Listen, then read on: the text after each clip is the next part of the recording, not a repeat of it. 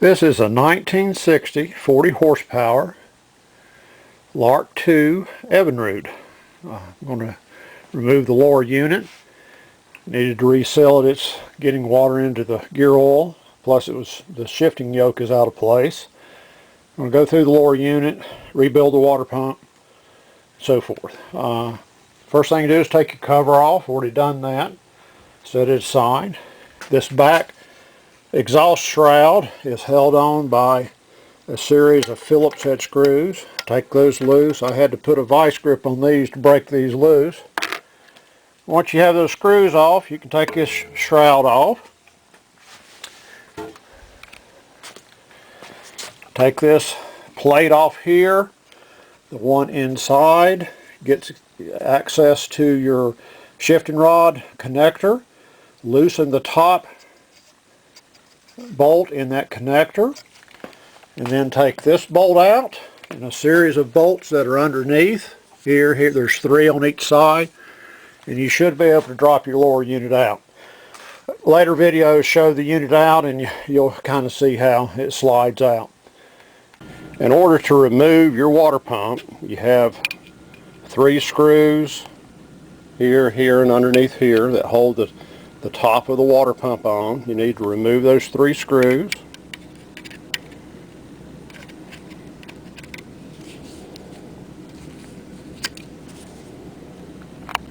Once you have those 3 screws off, take your O-ring that was off in this groove here, slide your seal off the unit, the old seal.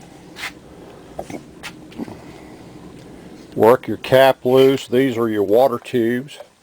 Just kind of work your cap loose, and you're going to slide it up the shaft.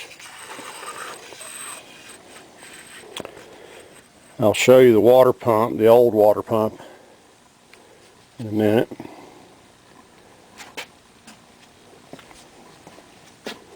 I'd already had this apart some time back. The old water pump, this is what a new water pump looks like. Fits in around your shaft down here. This is a plate that holds that together. This is a little Woodruff key that holds your water pump in place. This old pump was in pretty bad shape. About 3 of the vanes were missing. Here's the old water pump. I didn't have it off yet. Anyway, once you have this loose, you can slide your shaft out. This is a bushing in here that needs to stay in there.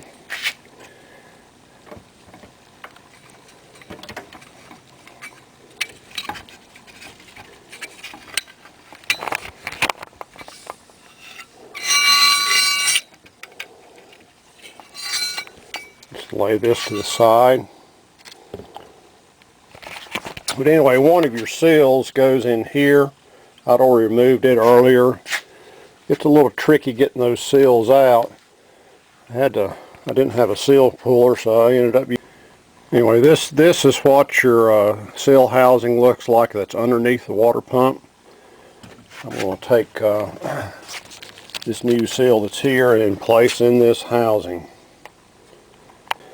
Okay, I have the new oil seal in place. Had to use a wood block and a hammer to kind of knock this in flush with the housing.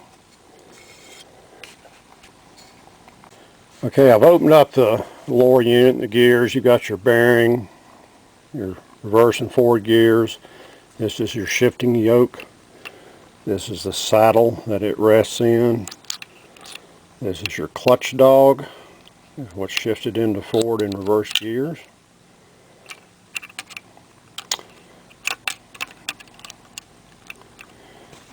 This is your rear bearing, and this is the seal. This seal has a little hole in the bottom of it, you can see there, and it fits on this pin in the housing to hold it in place. But you have a seal inside, an oil seal, and an O-ring on the outside. Those are both in this kit. See those there. I'm going to replace those 2 seals. I have removed the drive shaft with the gear set, and we'll leave this in place. I don't need to do any work on this. But it came out of this housing. Here's your pinion gear. This is your pinion gear retainer. This is your shifting rod. I'm going to try to slide it up. It comes out this way. I'm going to lay it aside. Down in there is a little seal and shaft and O-ring. This one still looks in pretty good shape. I'm going to see if I can get that out and replace it. When you go to reassemble the unit, you're going to put your new seals in, of course, and put a new O-ring on your, it's an O-ring rope. You can see it here. This is the old one. But you're going to go, when you go to put this back together, you've got to line up this hole with the screw hole that goes here.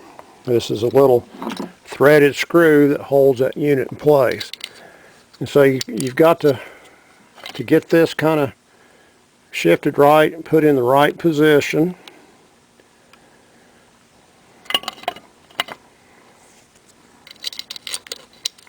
And get that to slide through that yoke in the proper place, and then tighten it up.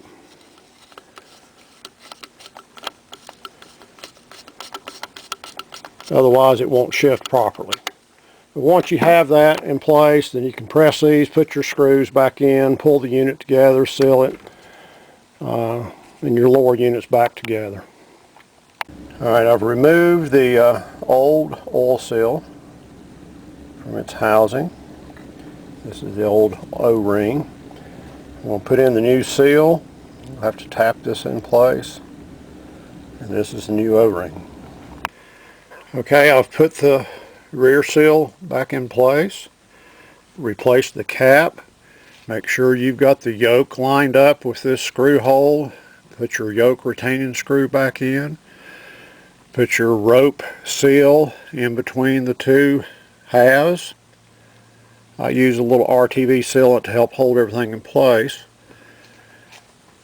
And then put all your screws back in, and it's good to seal the top of these screws. Okay, I've replaced the skag, all your screws, with a little sealant. This is your yoke retaining screw. Everything's back together. It's good to check to make sure your shifting's in place. The way you do that is rotate your drive shaft. If you'll push your shifting rod all the way down, that should be in reverse. So if you rotate this, then your shaft should start turning, as this one does.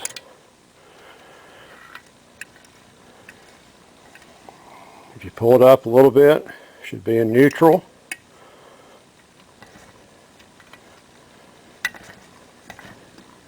Pull it on forward, and that's forward.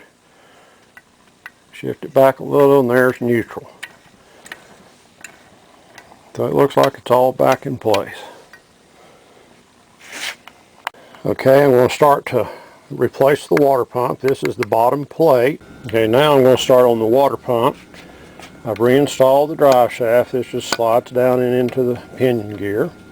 I've reinstalled the plate. I put a little RTV sealant under the edge of this. Now I'm going to put in the new water pump. As this slides over, you may have to put it through the bottom. Now the water pump has a little Woodruff key. Fits in this slot right here.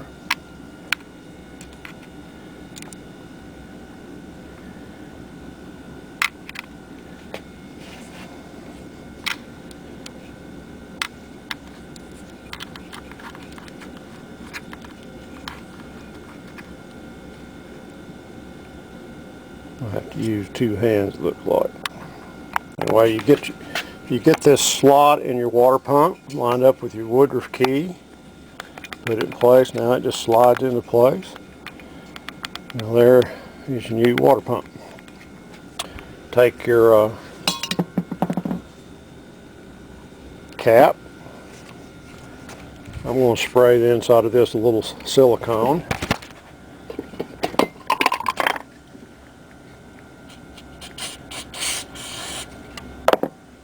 Put add a little bit of lubricant to it to help it all mate together.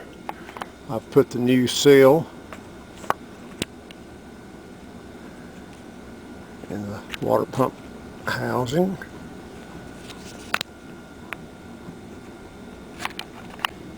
Now your drive shaft off the motor turns in clockwise direction, so all these vanes have got to fold back to your left, so you've got to work those into this housing to make sure that they're in the right position.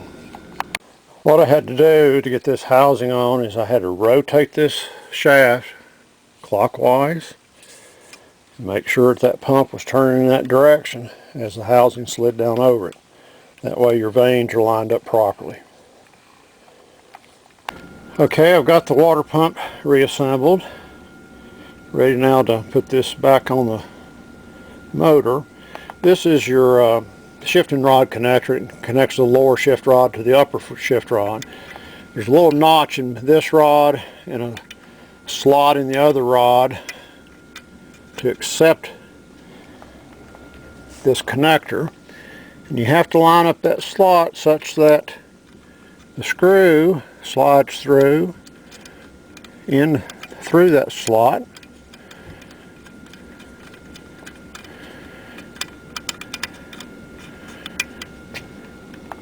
And get you lined up this way. So you get that in place, tighten it to the lower rod, and then we'll take this bolt out and slide the upper rod in as we mate the two together. This is looking up into your engine where the lower unit connects. I'll remove the water tubes and put them back into the engine. It'll be easier to install the lower unit that way. There's a series of bolts that go around this ring. There's one bolt that comes from the top. Your outer housing bolts to these, and this is your exhaust housing. To give you an idea of the different parts. But now I'm going to try to mesh up the lower unit back into the motor. Okay, I've reattached the lower unit. Got some bolts put in here. There's a series of bolts that go up through the bottom in those holes there. You reattach the connecting rod that you can see in there. Make sure your bolts are lined up so it'll slide through those slots in the rod. And there's a cover that goes across the inside of this and one on the outside. Those are laying right here. And then the outer shroud, here's the exhaust boot. I'm going to replace it. But that's basically how you go through your lower unit. Hopefully this one will last another 50 years.